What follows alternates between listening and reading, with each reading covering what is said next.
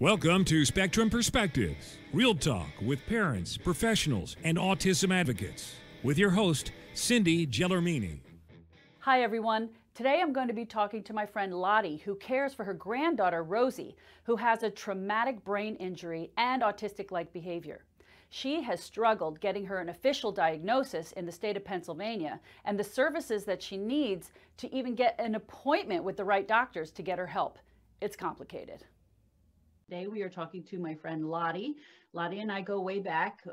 We went to the same church together many years ago. I think it was, her daughter is the same age as my son David, and so she's probably about 25 now. David's 24, going to be 25. So they were toddlers. Same for Katie. Yeah, yep, they were in Sunday school together. And she has since moved to Pennsylvania from New Jersey many years ago. So it's nice to see your actual face instead of just talking to you on the phone. So good to see you too. We're going to talk actually not necessarily about Katie. We're going to talk about Katie's daughter. But I do want to back up a little bit because I remember years ago that you had told me that your husband had Asperger's, right? He was diagnosed as an adult with that. Is that true? They did never finally do an Asperger's assessment on him, and they never did a formal autism. Asperger's was suspected, but never able to be fully pinned down. What they did come up with was schizotypal personality disorder, which is a gateway disorder to schizophrenia. Okay. I have a family member, I think, with that same diagnosis, which I think is really Asperger's, but it's... I think so too. I always suspected that. If they were, a kid now, that would be their diagnosis, but as adults, yes, this was way back. Yes. And then Katie also, she had, I think, some learning disabilities or something, correct? Yes, she was dyslexic. Okay. So we went through a lot with that, but that in New Jersey, I was fortunate that I could homeschool and address a lot with there. I got a private tutor and we worked weekly with a private tutor and were able to do schooling that way. When I got her into Pennsylvania, things changed dramatically. After I had her in school in Pennsylvania, she was in a school for dyslexia specifically, and there was psychiatric as part of the oversight of the school, which was very necessary for the associated disorders. And we found that she was having a lot more than usual trouble with reading. We sat down and we evaluated her, and she came up with what is called Irlen syndrome. To explain that simply, it's where the mind cannot use the information that's coming in through the eyes because of light disturbance. You're very good with colors, so you understand that color refraction is all out of the light spectrum, and if there is a specific aspect of light that is causing a distortion, when you cancel that out, the rest of the light spectrum is able to be used. So the way this is handled for a child with Irlen syndrome is to use either colored overlays on paper, especially white paper, because white and black causes a severe problem because of the contrast. And that will help tone down the motion that is happening on the paper, because letters do not stand still. They become animated and alive. Different things happen. Words split, sentences start jumbling around like they were an animated line of music, a lot of different things. And one of the things that's very important about that is a lot of times children are being diagnosed as autistic or ADHD when in reality this is an underlying problem, and when that's removed, a lot of that overstimulation and that distortion that's happening in the mind, when that's calmed down, a lot of the other symptoms subside. The challenge is trying to do that at an extremely young age where you have a child that's not able to read, because the reading process is used as the initial screening for that. My daughter has a little girl named Rosie. How old was she when she had Rosie? My daughter was 19 when she had her. It was a normal birth, and my daughter was single at the time, so she lived with me, and I was trying to help her learn the things that she really didn't realize were part of being a mother, how often feeding and diapering and all of this. And it was very overwhelming, so I helped her with sharing the task. The baby was born in October, and by January, Katie had made some poor choices, and in February was married to someone who did not have the best interest of the child at heart. She then was moved out of state. I did not see the child from February until the following February. So approximately 12 months later, almost to the day that I saw the child the last time.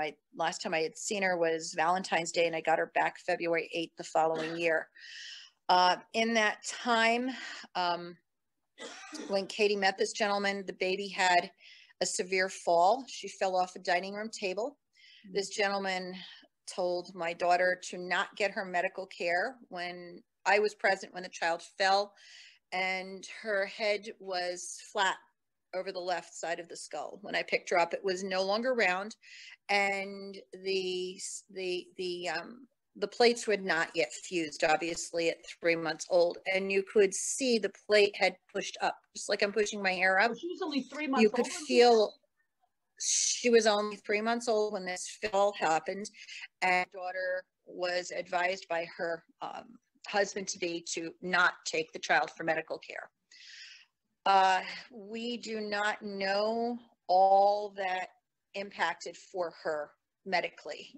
We do know that she was moved out of the home within 30 days of the fall. We know that she was in an impoverished type situation because the gentleman didn't work. It was all on Katie.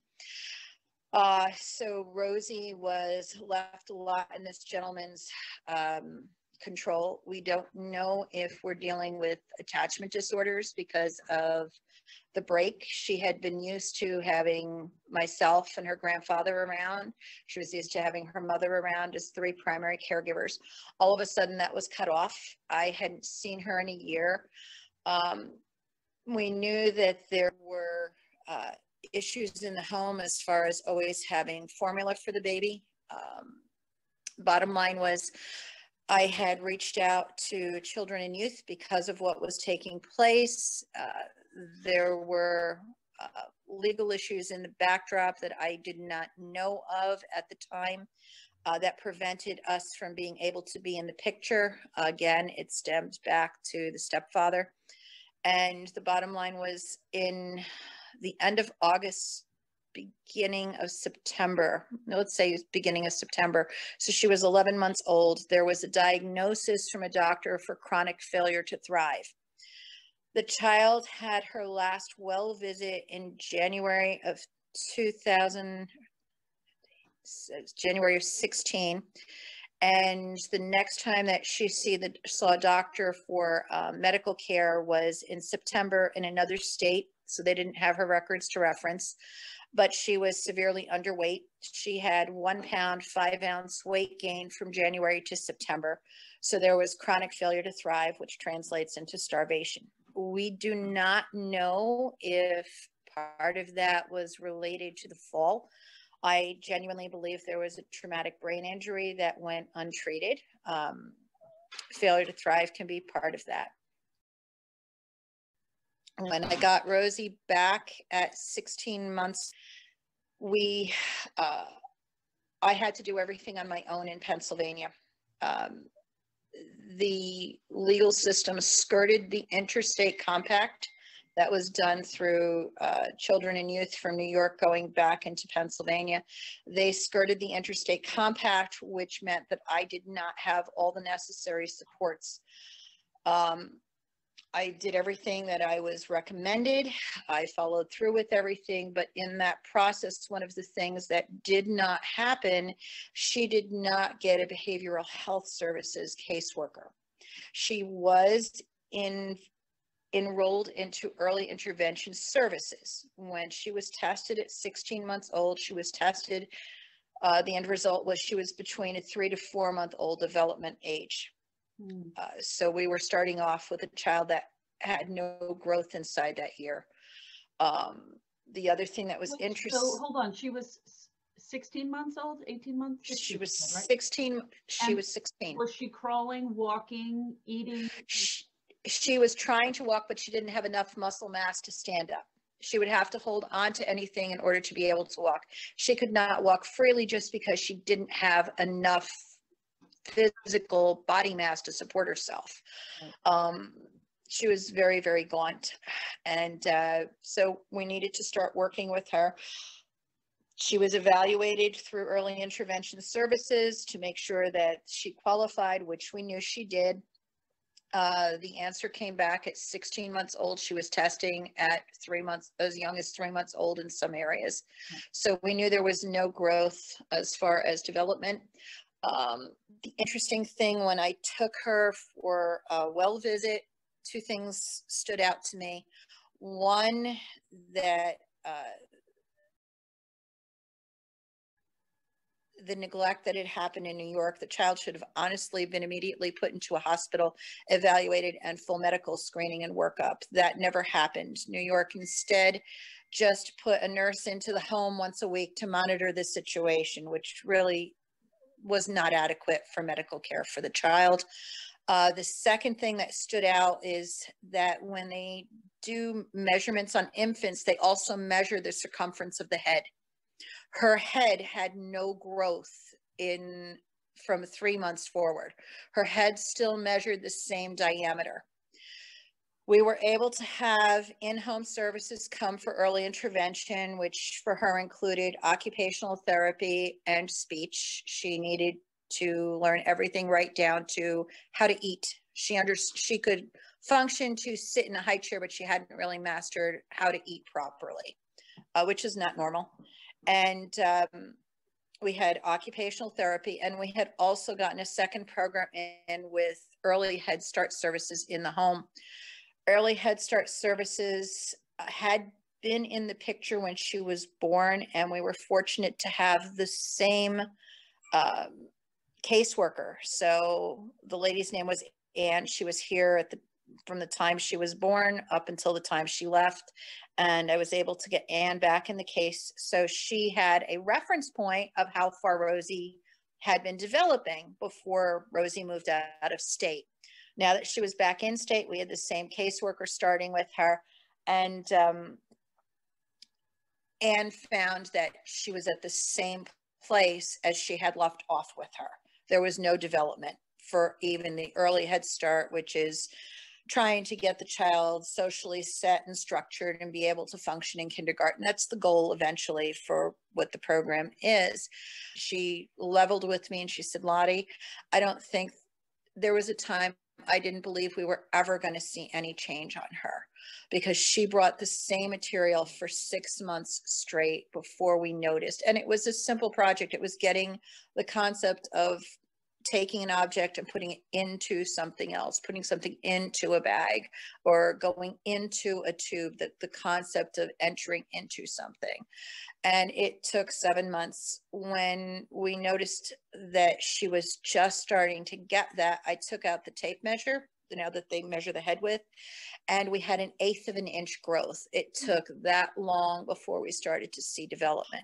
In the interim, the new pediatrician immediately requested a pediatric neurologist to see the child and for an MRI.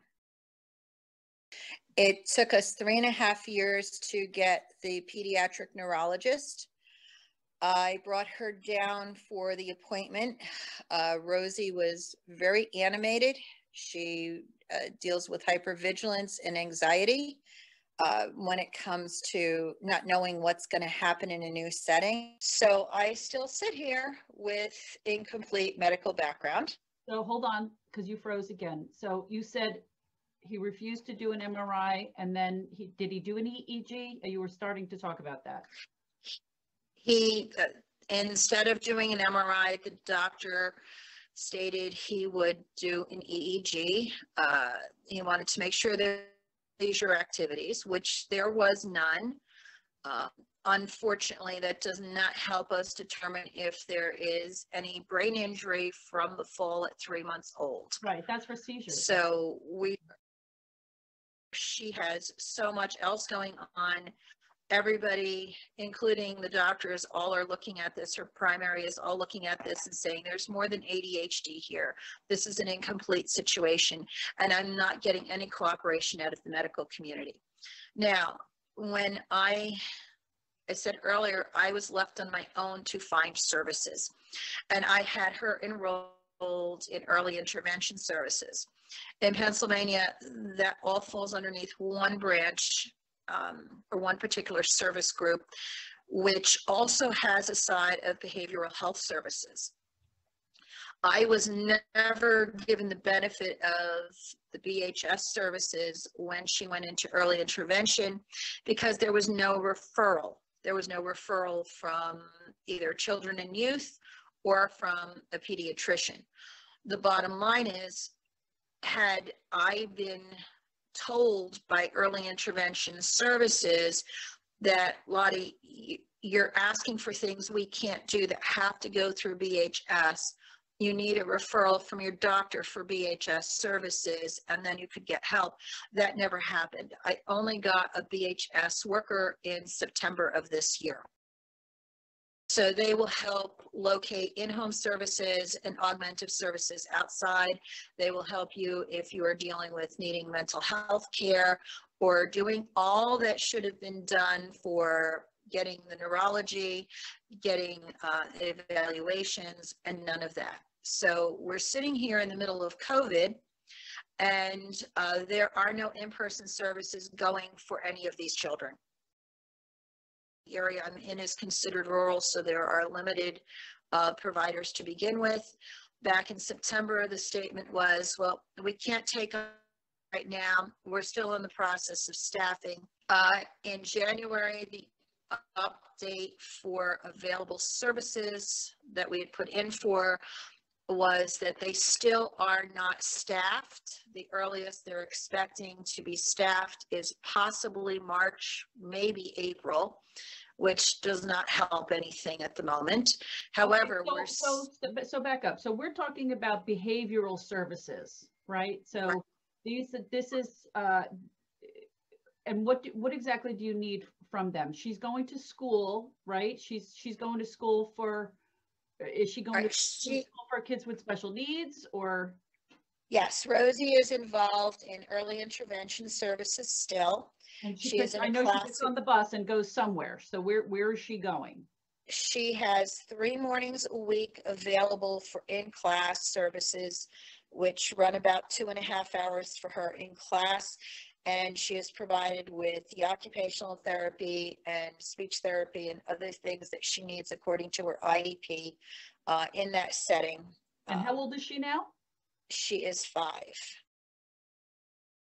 5. They are attempting to get her ready for kindergarten next September, but the child still cannot even count to 5. She still can't even identify numbers 1 through 5, number 1 through 10.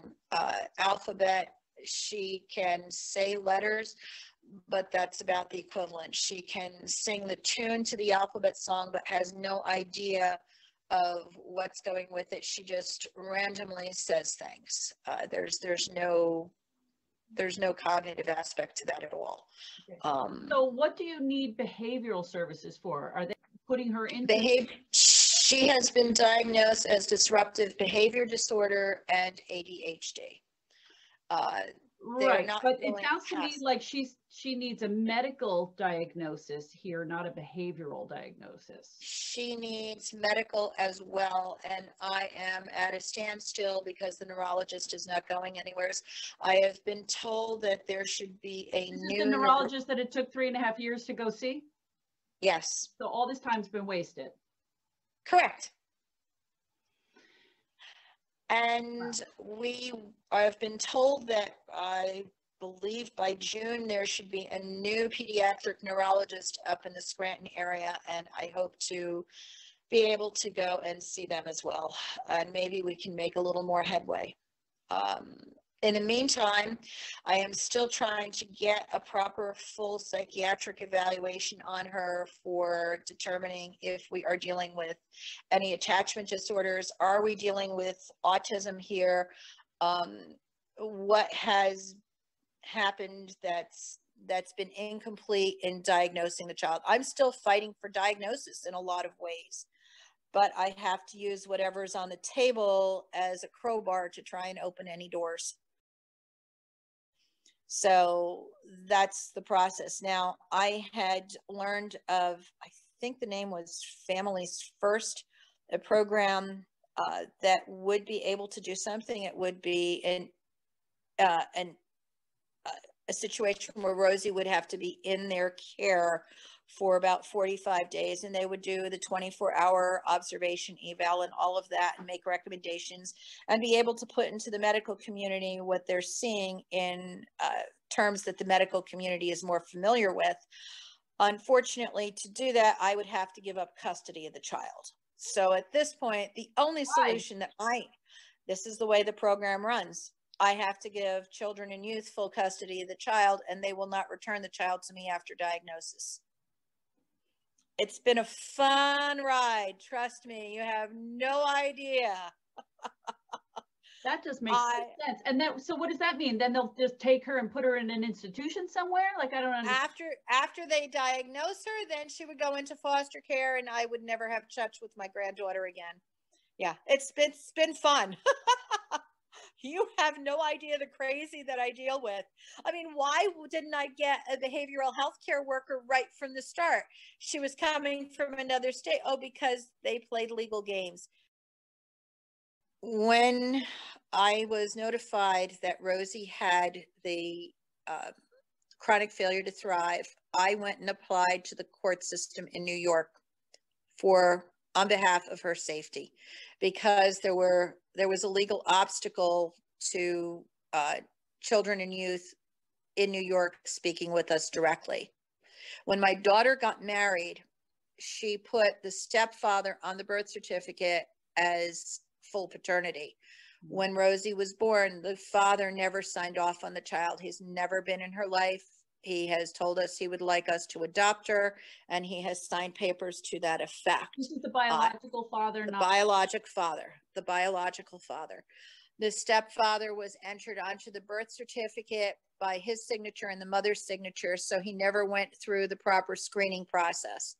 The man has a checkered past with the legal system. He's currently in upstate New York in jail for attempted molestation of a minor. So he's also lost custody of his own children through that state. He had one child that almost burned to death on a space heater. So he would have never passed being able to go through the screening necessary for an adoption. So because there was no father on the birth certificate, they used an acknowledgement of paternity form. By Social Security requirements, every state has to make a way for a child to have a father added onto a birth certificate post-birth if the father was not able to be there. Unfortunately, it just requires the signature of the father and the mother saying, yeah, I'm the dad. And there is no DNA requirements. There's nothing else that's required. So somebody could easily backdoor into the child. When this happened, Pennsylvania issued a birth certificate that gave full parental rights to this stepfather based on his signature. And with that, he told New York State he didn't want any contact with us as the biologic grandparents. So in order for me to step in and do anything to avoid a funeral for my granddaughter, I needed to apply to the court system. Now, the court system from one state to the other, it's like a 366 instruction page for the interstate compact to transfer a child from one state to another. The first step involved with that is for children and youth to have the receiving end cleared. It can be done two ways. It can be done in a way where it follows the spirit of the interstate compact, or it can be done on a courtesy basis. If it's done on a courtesy basis, the child is never entered into the foster care system. Once the child is in the foster care system, it has to be done the legal route, which means the receiving parents have to be screened as foster care parents. If it's done on a courtesy basis, they just come in, make sure the home is safe, and that they're comfortable talking with the receiving guardians. That's what happened for us. As far as the judge goes, the judge just has to ask children and youth in the state if we had been screened by the other state. Now, there is no determination whether that was done on courtesy or whether that was done formally. And because this was done on an informal request, Rosie never passed through the full interstate compact, where she would have had all the necessary supports and every agency was set in place. Instead, I have been fighting for 4 years to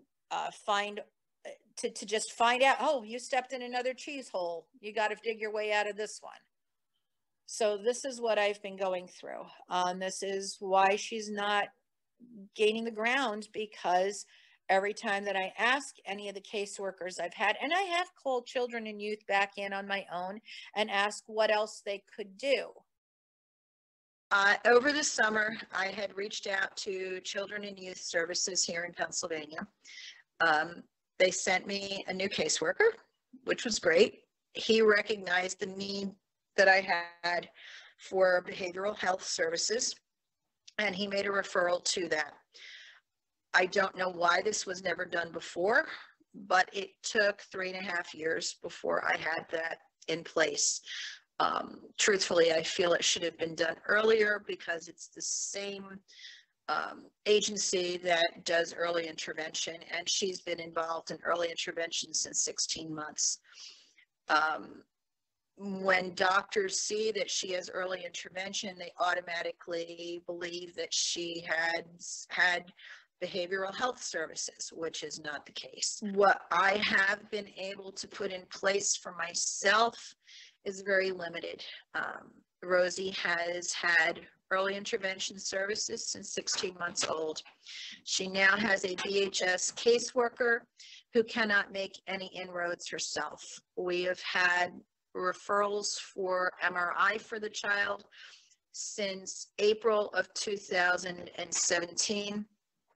I still have not gotten an MRI because I have a doctor who does not recognize the need for it.